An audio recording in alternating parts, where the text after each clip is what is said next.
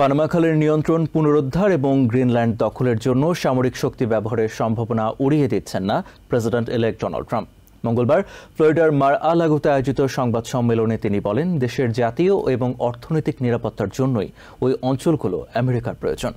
Trump আরও বলেন, Gulf of মেক্সিকোর নাম পরিবর্তন করে গালফ অফ আমেরিকা করবেন তিনি।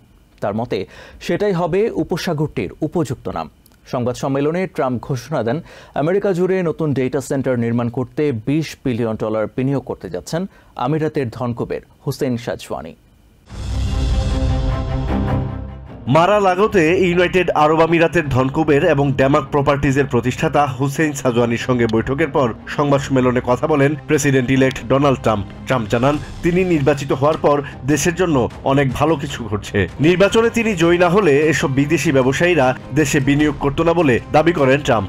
হুসেইন সাজওয়ানি জানান, আমেরিকায় ব্যাপক বিনিয়োগের জন্য 4 বছর ধরে অপেক্ষা করছিলেন তিনি। এ সময় নিজের নানা অর্থনৈতিক পরিকল্পনা তুলে ধরার পাশাপাশি তার বিরুদ্ধে দায়ের করা বিভিন্ন মামলার প্রসঙ্গেও কথা বলেন ট্রাম্প। তিনি দাবি করেন, বাইডেন প্রশাসন শান্তিপূর্ণ ক্ষমতা হস্তান্তরের প্রতিশ্রুতি রক্ষা করেনি।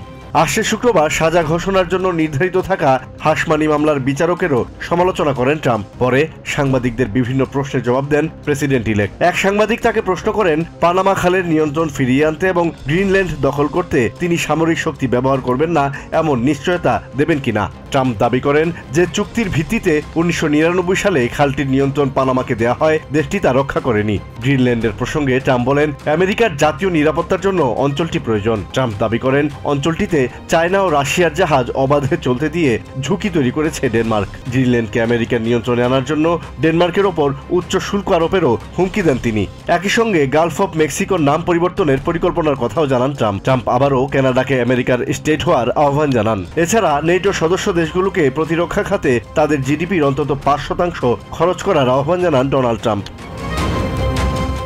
Asad real, TVN 24 news desk. New York থেকে সম্প্রচারিত টিভিএন 24 টেলিভিশন বিশ্বজুড়ে বাঙালির কণ্ঠস্বর।